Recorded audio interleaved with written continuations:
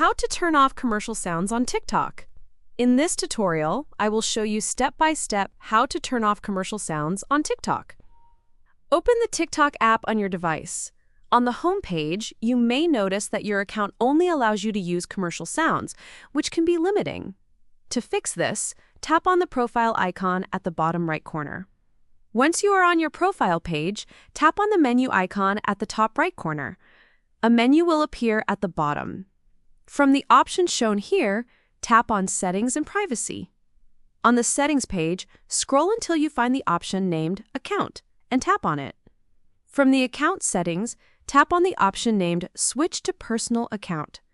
Once you confirm this action, your account will be changed from a business account to a personal account. Immediately, the commercial sound restriction will disappear, and you will now be able to use any sound available on TikTok.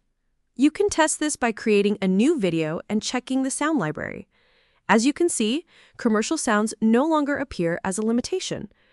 The process is quick, and it gives you full freedom to use the audio you want.